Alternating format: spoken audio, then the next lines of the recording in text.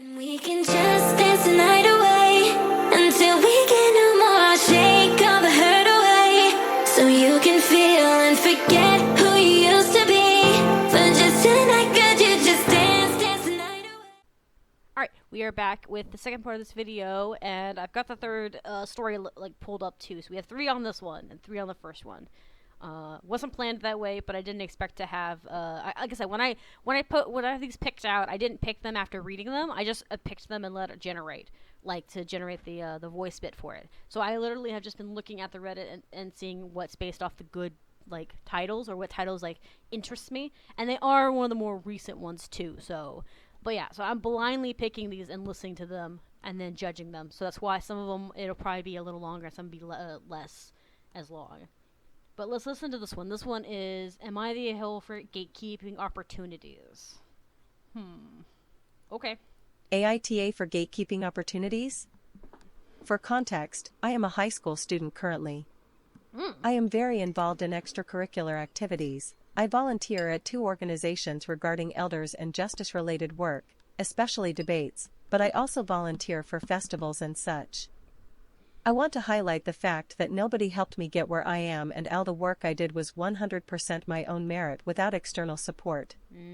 I just wanted to do something with my life and put many hours in building my experience and portfolio. My problem starts with the fact that people started to recognize that I am a very involved person and I know how to market myself in order to be accepted to programs such as Erasmus Plus exchanges and others that are fully funded by the EU, but also minor positions in organizing teams for small projects. Ooh. One thing that I didn't expect was that people really close to me and other people I know started being weird to me. I have 3 examples for this kind of behavior, and I need some external points of view for this. One time I got accepted for a 3-day program in Brussels funded by the EU through one of the NGOs that I volunteer at. Okay. I was really happy, and so I called one of my closest friends in order to tell them what happened, because there were only 3 places available for this one. First thing she told me was, "Why didn't you also tell me so I could sign up?" My heart dropped instantly. Well, mind you, she hasn't volunteered in her life and has no interest in doing so, but she only wanted the vacation that came with it. At that time I didn't know what to tell her. Booty basically tried to switch the topic because I was very uncomfortable with that response. 2. Recently I got accepted for a camp in regards to the legal system made for teens. I did not tell anyone because of what happened in the first story, and so I only told people when I knew I was accepted.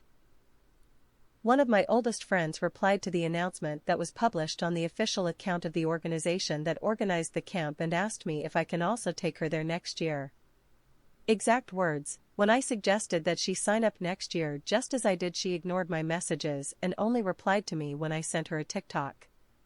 3. In May I went on an Erasmus Plus project basically for free in Spain for a week, during school time. I couldn't have peace for about a month because people that I've only talked to 2 to 3 times came to me to ask me how I did it and asked me to send them links to sign up.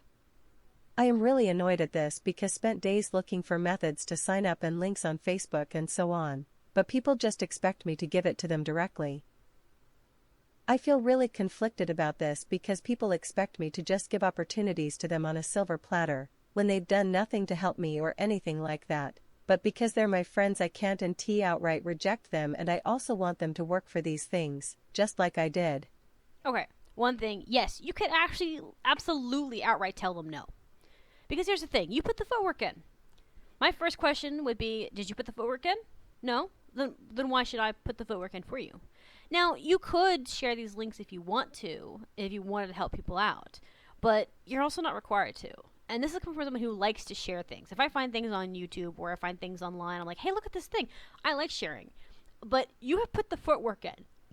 And what you're doing is not necessarily just any little thing. This is probably you're going into your career, because it's based, you talked about being into criminal or law-based stuff. I'm assuming you have interest in that, or you have a career choice or path that you're going into that, right? It is not anyone else's responsibility to path their way through life. It is their own responsibility. And like you said, you could share your way of doing it, you could share your methods and stuff, but also you put the footwork in, and there's also no guarantee that the way you got in the year before does not mean it's going to be the same way you get into next year. especially if because some events change their rules or their way of entry because it gets popular or because it wasn't as popular as they thought. So they have to downgrade a little bit or upgrade depending. So that kind of thing. Also, you're putting in like charity work and you're putting your foot forward and looking at research for yourself. This is your own path. And like I said, you could share with everybody about it, but honestly, it just sounds like your friends are envious of the fact that you're moving forward and stuff like that. You can volunteer to help them with it by saying like, "Hey, you like this thing? Well, then check these resources out." But you don't have to. That's not a requirement. Also, you're still in high school, so a lot of these friends you have in high school are not going to be your friends later in life. Like, I had friends in high school that I was close with, and I still consider them friends in my mind, but we're not necessarily close anymore. I'm not part of their lives anymore. I don't wish ill will on them. I still love those people to death, and I still see them on Facebook every now and checking in on them to see if they're okay. But, like, I'm not part of their lives. I don't expect birthday gifts, cards, or invites. I don't expect anything from them. And we all ended on good terms, being good friends and everything like that. But in this situation, it feels like your friends are almost jealous of you, envious even, and that's hardly fair to you. You are not required to be friendly with them. You're not required to give them any information or leads in any of the fields. And honestly, your friends sound like a leech. And if they are, okay, here's the thing too. If you're going in as a lawyer too, it's actually very common for lawyers to be very competitive with each other, even when they're first entering into it. And if you're going as to become a lawyer or something, it's probably not wise to share your methods and your benefits and stuff, because this is going to sound really horrible, but being a lawyer is a very competitive type of career choice. It can make you some decent money, and it's very important. It's kind of like a nurse job, too. They are very competitive when it comes down to it. The difference about being a lawyer versus a nurse is that nurses are always needed, and good lawyers take a lot of training and a lot of actually knowing your law. So you got to really know what you're doing. And don't get me wrong, being a nurse is also, you got to know what you're doing, too. But you have more people that are willing to teach you and to learn from, because in the medical field, learning from each other is more important than making a mistake, because a mistake means someone's life. And with being a lawyer, you could be a crap lawyer, and it doesn't really affect your livelihood specifically, meaning you're not going to kill somebody specifically. It just means that you won't get good clients, or you could get a bad reputation, and that can cause problems. But it's a much more slower decline in regards to, like, if you make a bigger mistake. So nursing is a little bit more like, in the college perspective, it can be a little aggressive, but when you get out there, the doctors and nurse will teach you more of the things you need to know. As a lawyer, it kind of depends, and there's a lot more red tape with lawyers and stuff too. Like if they work for one lawyer company and then they work for another, there's like you can't like share information from your previous employer and stuff. There's a lot of like tape to go through it and a lot more complicated stuff, because it's a job in the justice system and not a job in the healthcare system. Anyways, off topic of that. But my point is, if your job is very competitive or very high key or something that people really want, it's okay to protect your cards and to hold them close to your chest. And it's also okay to feel like, hey, you guys didn't put the footwork in. Why should I baby you? Why should I spoil you when I put all this work in? Right? So I'm going to look at some comments here on this post and see if anyone has anything else to say. So this one is right here. Not going to lie. Not the a-hole. This is from someone you don't know 70. This is not the a-hole. Just answer honestly and say, I'm a very ambitious person, and I didn't want any more competition than I already had. If they want to pursue opportunities like this, they need to put in the effort to research them rather than waiting for someone to hand them over on a silver platter. The true gatekeeping are the program directors who shift through the applicants award them. That having been said, you don't want, if you don't want random people coming up to you to ask for more information about these programs, maybe quit bragging about your participations in them. It's only natural for people to want to follow the same trail that you've blazed when they've seen where it leads. If you don't want it to be a leader, then don't try to lead. I don't agree with that last part a little bit, somewhat. I don't really see these accomplishments being a brag, because bragging is where I think it comes from much more of an arrogant place. I don't think there's anything wrong with wanting to share your accomplishments of like, hey, I got to go to Spain. It was really fun. This was really great, right? And you wanting your friends to like support you and your family members is a normal reaction, right?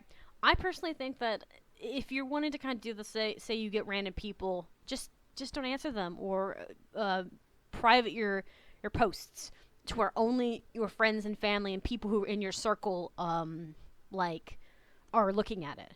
And like I think it's okay for random people to ask, like, hey, because like I said, sometimes they see what you've done and they're like, oh, I could do that.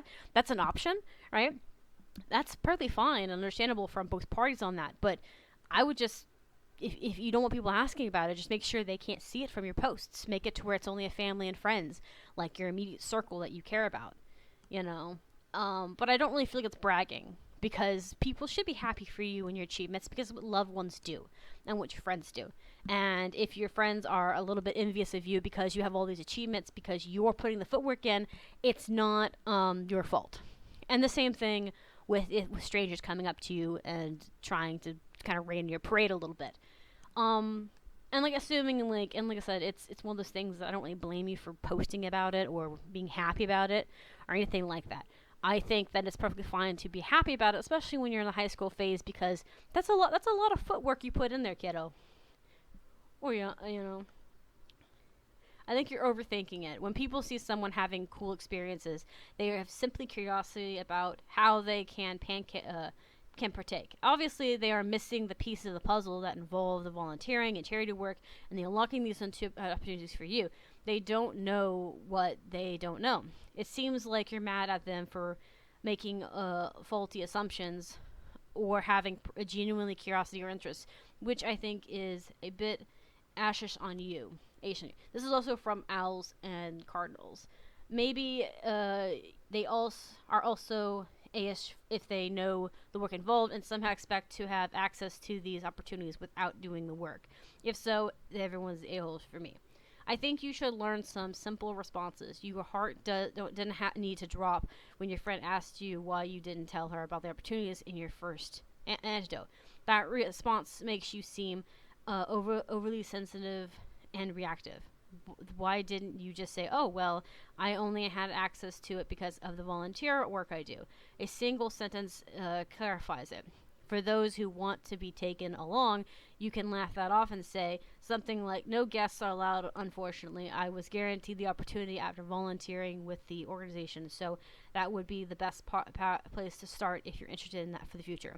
When people ask you how you got these opportunities, you should be prepared to explain. They aren't assholes for simply asking, even if they are in a big wake-up call when they realize how much it required to qualify. Okay, I kind of agree with this poster too, to some extent. I don't think it's asshole-ish of you to be a little disheartened, because some people are a little bit more awkward, and some people don't it's kind of like this person may have if you get asked constantly, because it also depends. We don't know a lot of the story. Because I have a thought, right? If they have this dropping feeling, it may not be sensitivity. It could be that, like she's talked about, or he's talked about, who is this? They didn't put their gender out specific, so we're just gonna call them individual. This individual may have very well a very specific set of friends who they've already mentioned a few counts where their friends have essentially stopped talking to them for a few days. And when you're in high school, that actually isn't a good thing, right? When you're an adult, you're like, oh, your friends didn't talk to you for a few days? Okay, cool. Sounds good. But as a teenager, I remember that being a big issue. If your friends didn't talk to you for like 3 days and they were in the hospital, something was wrong and they were mad at you or somebody else. Like some drama has occurred. I remember texting 6 people to figure out why Jenny wouldn't talk to me. I don't know who, Jenny's not a real person, but there'd be a certain person I'd be trying to get a hold of, and I'd be like, why aren't they commentating them?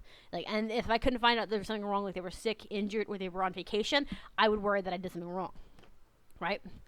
Like, that's how that is. And this individual has all these accomplishments, and then they tell their friends, hey, yeah, I got into it by doing, this and stuff, or, and like I said, I do agree with this poster about saying having lines ready to go of, oh, well, I got here because of all this volunteer work, and then go into a passionate spiel about that. Because, like, for two reasons, right? Volunteer work is good, and you want to encourage other people to do volunteer work. And if they're not going to put the footwork in, they're not going to volunteer, and then it's on them. Put the ball in their court, essentially, by saying, hey, well, I did this, right? So I went and did, you know, all this volunteer work. It was really cool. Or you could say it was really rough, say it wasn't all great and fun sunshine.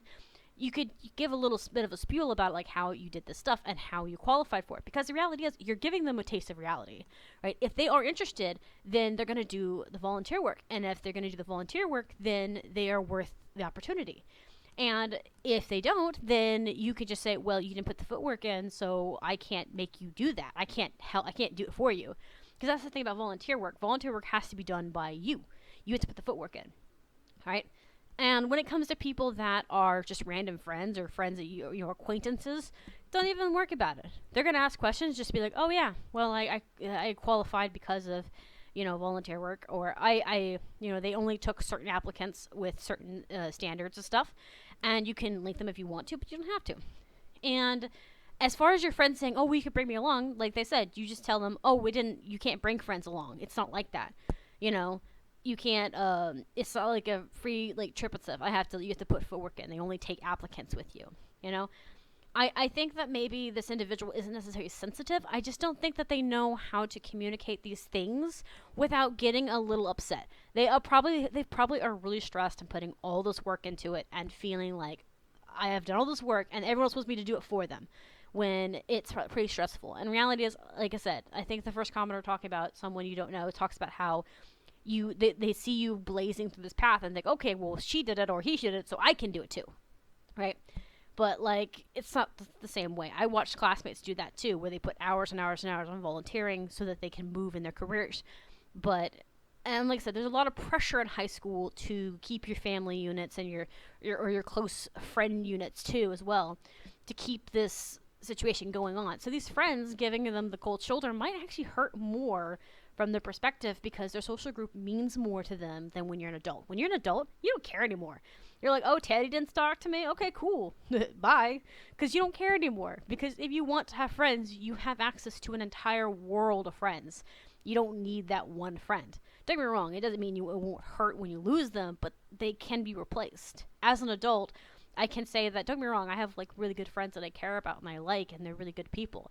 But if one of them drops me tomorrow for petty reasons that aren't my fault, or for things that are silly, like they got jealous of my job or career, it's not like I couldn't find somebody else to be my friend. In fact, I probably don't even need that many personal myself, right? It's just how it is when you're an adult. When you're a teenager, it's different. You need that unit. Especially when you start going off to college and stuff, because you start feeling lonely, because you're not seeing those classmates 7 hours a day anymore. You're not getting out and going to places you're not like moving around as much. You're going to work, to school, and probably home again. You're getting into the adult mundane. It's not as appealing as it was when you were a kid. So I think that them saying that they're insensitive is in fact insensitive, because this is a teenager. This is a teenager who's in high school, who's preparing for life. It's a stressful situation, and their connections matter. And I can tell you, some things that were asked of me as a teenager bothered me more than when I was an adult. I had people in school asking me about things that were very personal that they shouldn't have been asking about because it wasn't in their business, but they still asked it because kids don't think that way. And it was, you know, and it upsets you. As an adult, I don't care if people ask those same questions to me now, because it's like, whatever. Okay. You know, you get to be more of an tolerant to it eventually. But like I said, when you're a high schooler, you're in between the ages of it's time to let go of your childhood and being adult. And it's hard, because especially if you're not prepared for it, or if you feel prepared and stuff, some of those kids were more prepared than the rest of us. I'm not going to lie. I was more prepared for the workplace than I was prepared for college, because my family didn't have a lot of money and they didn't go to college. So it was not necessarily that my parents didn't agree with college. It's that they couldn't afford it and they didn't know where to begin. So I had to learn some of that stuff on the fly. And even I didn't pass. Granted, I don't think that was necessarily a bad thing on my part. I think that college is not a scene for me.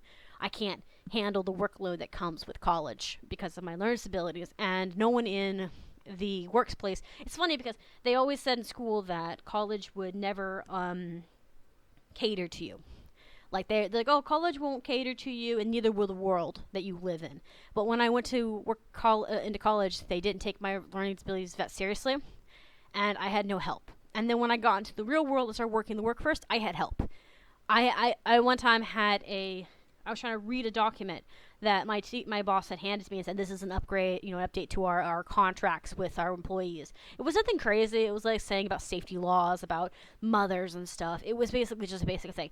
But I didn't understand the rules because I was reading it and I wasn't comprehending it. So I brought the contract paper to my boss and said, okay, I've read this 3 times. I don't understand it. Can you read this to me? Or can you like read the context, explain this context? So my boss says, well, if you've read it 3 times, why don't you understand it? And I said, I have a learner's disability, and I explained to Lexia. She goes, oh, okay, well, give me the paper. So she took the paper, and she read over, and then she read it out loud, and she goes, okay, this section's talking about this, and this is the rules is why this. And then she explains, well, this is why this rule's in place. She goes, I think it's this, Like, she explained it, like, as if we were having a conversation about it, not so much of just reading it off to me. She didn't just read off the paper. She read it off the paper and then said, this is why we're doing it this way, or why our bosses. Because when they had like a meeting about why they had these sections put in. One of the sections was talking about breastfeeding and how you if you're a breastfeeding person, that didn't apply to me. But it was talking about, like, if you're a breastfeeding mom, you can't be penalty if you have to go to the room at pump, stuff like that. There was like things like that where they were just adding amendments to what is appropriate behavior on your like clock. Some of it was like about your time clock and stuff like that, but it was nothing crazy. But it was hard for me to understand it when I was reading it, because sometimes when you're reading something with a learning disability, you don't comprehend it. You read it out loud and see the words, but it doesn't make sense. It's kind of like if you're looking at something and the colors don't match in your mind, But like my bosses were way more considerate. Oh, you have a learning disability? Do you want me to read this? I told one boss about my learning disability, and every time he handed me a paper, he's like, "Do you need me to explain anything on the paper?" And he never made me feel ashamed for having to need the help, right? So college is rough because college gives you no help, and there's no, especially with learning disabilities, at least when I was growing up, because they don't take that as a serious problem. They don't see that as a serious thing. They think, oh, well, you're smart enough to do this. Here, you got this. They leave you a lot on your own. You're paying to be essentially been told, here, just figure it out. And it's weird because when I went to the workforce, it wasn't like that. It was like, okay, we're paying you to do this thing. Oh, you don't understand this? I'll explain it, right? They didn't have that mentality because explaining to you made more sense than it would be to let you do something stupid. I broke down at one point because I had them reading me something paper-wise. I thought I was in trouble. And what it wasn't me being in trouble because I thought it was a write-up. They're like, no, this isn't a write-up. This is an overall conversation. We sent this to everybody. It was like talking about breaks and stuff being cut and stuff. But it was sent to me directly. I had my name on it. And I thought, oh my God, they're getting on to me for this. But I didn't do this. So I went to take it to them and I was tearing up about it because I thought I was in trouble. They're like, no, this is just sent to everybody. He's like, everyone's names are on each of them. They're just kind of an addendum. They're not anything crazy. And when I cried about it and everything, and I told him that I had a disability, I specifically told him what it was. I was like, it's not that I'm stupid. When I read things, I don't comprehend what they're talking about. Because after he pointed out, he says, this is right here, everyone. He pointed out the certain part where the paragraph was talking to everybody, but it just was addressed to you as a person so that everybody got a copy. That was it. They just went through the list and sent to everybody like a letter. And it was something crazy. But he, after that, was very respectful. He's like, hey, do you need me to read this document for you? No? Okay, cool. Because he would. There was times I'd ask him to read me a document, and he would just read it. He was my boss. He didn't have to do that.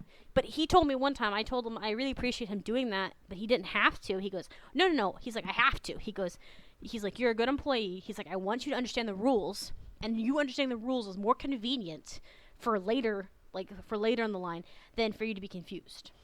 And so, like I said, in this situation, I get why she is confused. And I'm sorry, I went off on a tangent with that. But I get why that's a problem in regards to, the pressure between being in high school and in moving into college. So, no, I don't think you're the idiot for just not being happy about it or gatekeep opportunities. You're not gatekeeping them. It is their responsibility to take action on their own part, not yours. They're not your kids, not your problem. Or as I think Reddit likes to say a lot, not your circus, not your monkeys. All right, we're moving on to the next one. Sorry for tanging on that one for too long. It says, am I the a-hole for letting my girlfriend stop coming over in the morning after my mom's friends complained about her showering? Okay. odd. Oh, hold up. Here we go. Give it a moment. AITA for letting my girlfriend stop coming over in the mornings after my mom's friend complained about her showering. My girlfriend works 12-hour overnight shifts, 7 p.m. to 7 a.m. After work, she sometimes comes to my place to shower and sleep. She usually arrives around 8:15 a.m., takes a quick shower by 8:30, then crashes for the day. Here's where the issue comes in. My mom's long-term friend, who rents the basement, complained that the sound of the shower at 8:30 a.m. woke him up. My mom passed that complaint along to me and asked if my girlfriend could avoid showering until everyone is awake. I told my girlfriend, and she felt uncomfortable continuing to come over, understandably, in my opinion. After working all night, the last thing she wants is to feel like she's disturbing people just by taking a basic shower before bed. So she decided not to come over in the mornings anymore. She didn't cause drama or make a scene, just quietly adjusted. I later told my mom what my girlfriend decided, and she got upset not because of the shower, but because my girlfriend chose to stop coming over in the mornings.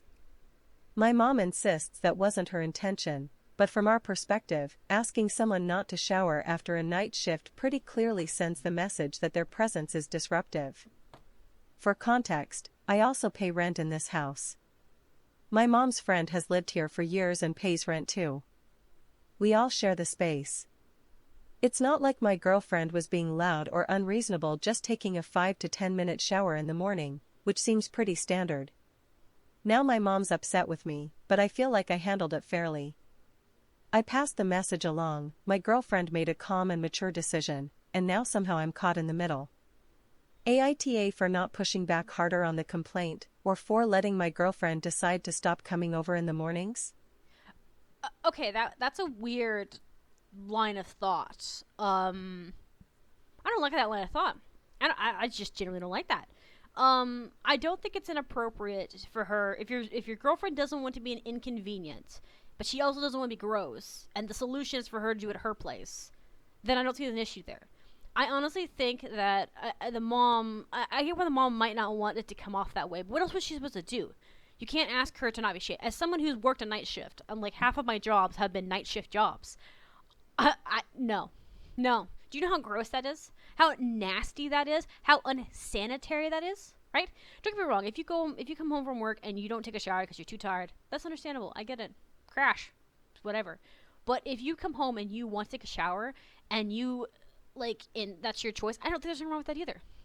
But here's the thing, right? It is unsanitary to go to sleep like that because of the fact that when you're sweaty and gross, and then there's also like the skin mites in your bed that eat the dead skin and everything, you invite things into your bed bug-wise, because as you're sleeping, there are things that, like microscopic and otherwise, that might be drawn to that. Now that's a little disgusting, and I'm sorry if I get some of the ick about that, but that is something to consider.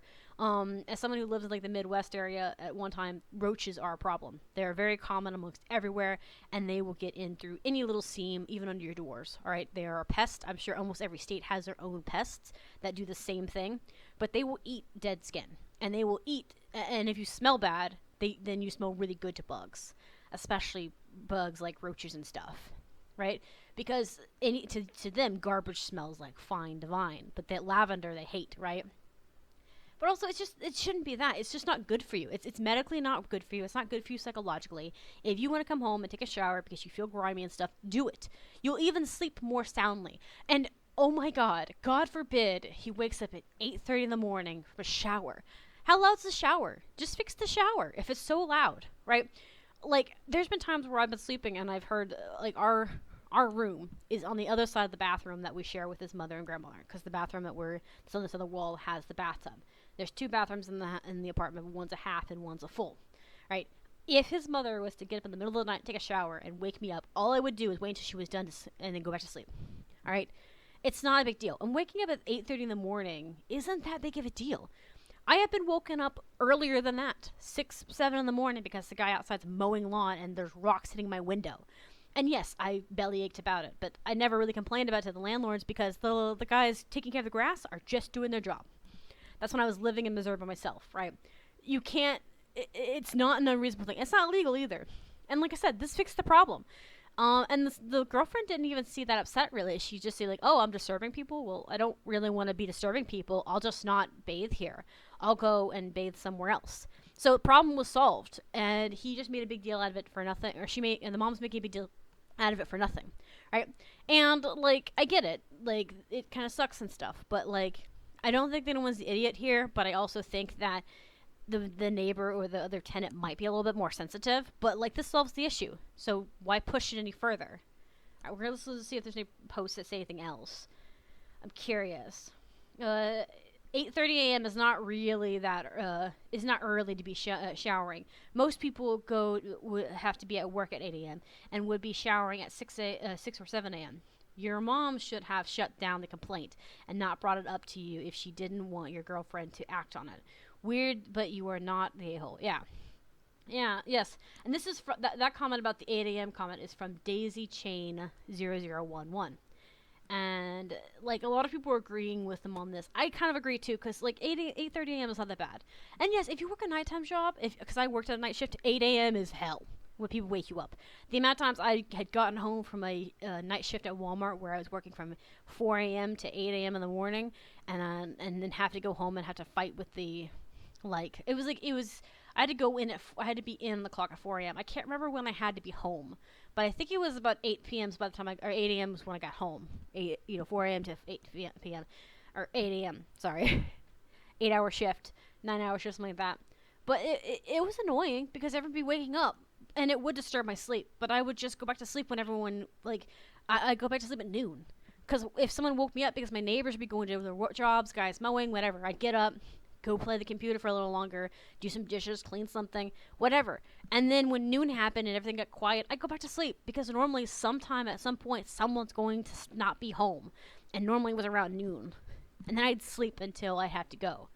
Or if I was, if it was just I was wide awake, I'd go home and I'd be up for a few hours and then I'd go to sleep, Like, it's not that unusual. See if anyone else is saying. Someone's a certified psychologist. Glad to be alive, 2020. Why not telling the basement dweller to use noise-canceling headphones? The girlfriend wasn't doing anything unreasonable, but rather than exploring a way for everyone to be happy, the mother jumps to something, assuming something unreasonable of girlfriend. What if OP's job required him to leave for work at 8:30? Would he be banned from showering too, or does the ban only pertain to girlfriend? Does OP and his mother also not take morning showers, or does the basement dweller only object to girlfriend's morning showers? Yeah, this is true. Someone said the tenants. This is from Merle. 88888. I think I may have said too many eights in that thing. The tenant said it was waking him up. I don't think you can sleep in noise-canceling headphones. Maybe if you're a back sleeper. You can, but it's not comfortable. While 8:30 shower is a normal thing in the morning, many households, it's irrelevant. It's irrelevant that she's a guest, not this guy's roommate. It's reasonable for him to not want guests introducing noise that wasn't previously there, and it sounds like the girlfriend is being considerate by showing her own home instead. Only the mom is being silly here. Yeah, this is true. I don't really think she's being that disturbing, honestly, because as I said, the shower in my own apartment is way louder. I could hear my neighbors having a shower from my bedroom, and my shower had been across the hallway from the master bedroom. Like, I could hear it. But I didn't do anything. I just placed my bed farther away from the corner, away from where the shower was. And it didn't wake me up. I'd wake up and then I'd go back to sleep and be done with it. Woohoo. And if this person, if the neighbor also has a more flexible schedule, he could have just slept at a different time. Like, if he didn't have to be at work or anything, or if he slept a night shift, just go to sleep like an hour and 30 minutes early. And then by the time you're awake, she's awake, taking a shower. And then it's nothing big deal. That's what I would do sometimes too. Anyways, we're going to move to the next story. I'm not going to go divvying onto this one too hard for obvious reasons. And the next story is, am I the a-hole for letting my daughter flaunt her expensive items? Interesting. AITA for letting my daughter flaunt her expensive items. I, 50F, and my husband, 48M, have a daughter, Danica, 21F, Ooh, that's a pretty who has name. been extremely independent her whole life. Danica began working when she was 15, and now she works part-time for a large corporation while pursuing her studies. We are extremely proud of her and how hard she has worked. We generally allow her to manage her own finances, and she insists on contributing monthly to family expenses with the money she earns. Danica occasionally likes to make pricier purchases, which I do not have any concern over, as I think they are sensible financial choices. Like last year, she decided to purchase the newest MacBook as her old laptop was on its last leg, and she wanted something reliable and long-lasting, or when she bought a Marc Jacobs bag for work and university. We recently went on a family trip with my brother and his family, who have 2 kids of their own, Tammy, 20F, and Nick, 23M. His kids and Danica aren't exactly close, but they get along fine for the most part. I know that Tammy and Nick do not have any source of income besides my brother and have not worked a day in their life. During the trip, Danica would occasionally pay for the 3 of them for small things like drinks or food. When we were shopping, Danica bought a few items for herself and picked up gifts she wanted to bring back to her friends. During dinner that night, my sister-in-law, brother's wife, told my husband and me that we were spoiling Danica too much with her purchases. We explained that Danica earned her own money, and every cent came from her job. Sister-in-law then proceeded to point and tell Danica that if that was the case, she shouldn't be flaunting her purchases and items in front of her cousins, who don't have a cushy little office job and parents who spoiled her into the person she is. Danica apologized politely, saying that she didn't mean to flaunt her things, but I could tell that she was upset and embarrassed. My husband stood up and shot back, saying that Danica shouldn't have to apologize for her own hard work. I also pointed out that Danica has been financially independent since she was 15 and that we've always done our best not to spoil her. Sister-in-law then proceeded to tell us that we weren't teaching her how to manage her finances correctly and that all this money had turned her into a little brat. Danica excused herself to the bathroom and texted that she had gone back to the hotel. We had a tense back and forth for the rest of the dinner, and we came back to finding Danica crying in her hotel room. I call my brother, hoping that he is able to talk to his wife, but he explained that for the past few days, Tammy had been crying to her parents about not having what Danica had. She had been whining to her mom that she wanted the newest MacBook, as well, but she refused to get it for her. Myself, Danica and my husband have been getting calls from the rest of the family, some. Alright, here's what the rest of this is, because I didn't get all of it in there. It says some calling us assholes, and some were willing to hear us out, but understand that where we were coming from. So am I the a-hole? You are absolutely not the a-hole. Oh my god. Okay, this irritates me beyond belief. Because, 1, your daughter is 21. She is an adult, and an adult with her own finances. Clearly, you did teach her some good, financial managements, because she can buy all these things. She can buy herself a MacBook. She can tend to these stuffs. There is nothing flaunting about the fact that she worked hard to get it. Alright? I understand that Tammy, in the story, is jealous or upset that she can't provide these nice things for her daughter. But you know what she could do? She could actually try to put some footwork in and save. Here's the thing. This is coming from a family member. Like, my family and I were poor growing up. My mom and dad took a lot to save for us to have nice gifts. All right? It did. It took them a lot of saving. It made it to where sometimes they were eating ham, cheese, and sandwiches. Still nothing crazy, but nothing great either. Just so they could afford nice things for us. That happens to them. Sometimes you don't make a lot of money, and you have to kind of make ends meet. But if you can't afford something nice, then that's probably either due to the fact that you need to get a different job, as I said before. Don't stay at a job that doesn't afford you the nice things if that's what you want. But you also have to put the footwork in to get that job, right? And save up. This girl has been saving up, and if you start saving, that's the thing, right? I'm sorry, she's not flaunting her expenses. She is wearing her own work. Right? I really hate when women and men do this, where they're like, oh, well, you can't flaunt the things you have because you're more fortunate. No, they're not more. This individual in situation isn't just the main OP's kid is not spoiled because she dares save and manage her money. Even if her parents did buy it for her in that regard, it's a MacBook. It's one MacBook. All right. It's not like you bought her a MacBook, a pony, and then decided to get her pony lessons, and then decided to steal the sister-in-law's job opportunity or her daughter's college thing by bribing an official. You know, this isn't like that. This isn't an abuse of power. It's one item, and granted, she says she can afford other things nicely. If they can afford things better, it's because they're managing their money better. And maybe they are in a better position of power. But if they're not rubbing it in your face and trying to impress, then that's one thing. But the MacBook is a practical use item, right? This is useful for anything. Even if the only practical use the daughter is using it for is to read books, right? Maybe she's got like a Nook part to it and she's added like books to it, right? Assuming that's like the most like tamest thing I can think of that, you know, might be considered part. Or even she's playing games on it, like an app games. Those things are good for your like brain to have something to unwind with. But she's obviously using it for more than just that, probably work and other things and projects and things. Honestly, it just sounds like your sister-in-law is jealous of you and she doesn't know how to handle it, so she's just blaming you. She's money shaming you. And like I said, it's one thing if your daughter is spoiled, but your daughter's not spoiled. She's not a brat. She is 21 years old with her own money, and she's working with it. And even if you're giving her an allowance of saying, hey, go clean your room or keep your section of the house clean, because some people do that with their adults, daughters and sons, while they go to college and stuff, so they can build something.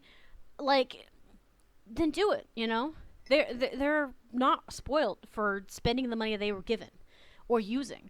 And honestly, it doesn't seem like your daughter was rubbing it in her cousin's face. She wasn't doing that.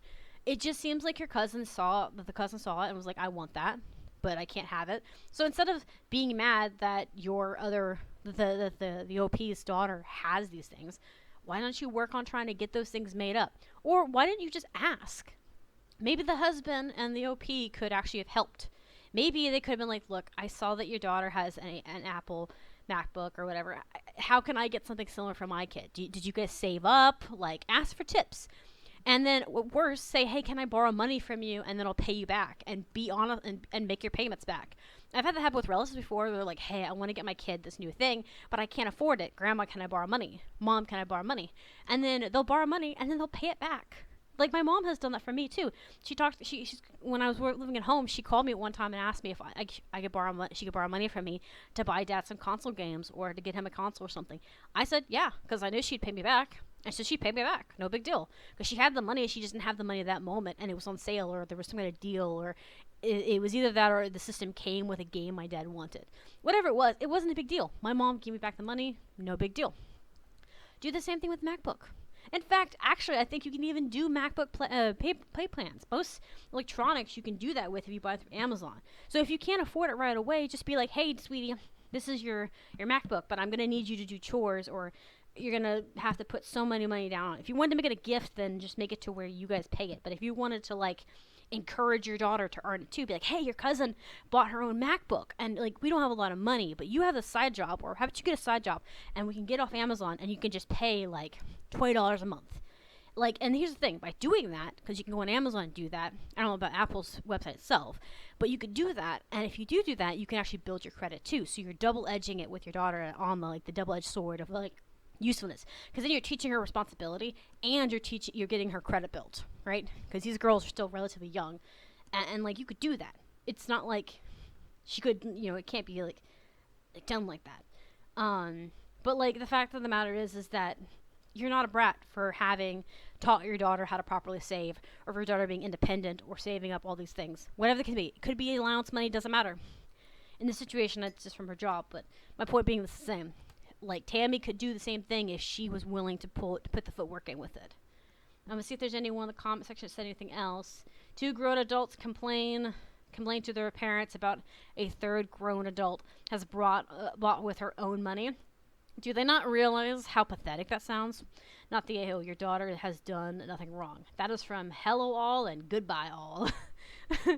That's the truth. I like that. That is straight to the point. Makes it, like, that's what I'm saying. Like, They didn't put the footwork in. They can't be mad about the not having the produce. And we can just dance the night away until we get no more. I'll shake all the hurt away so you can feel and forget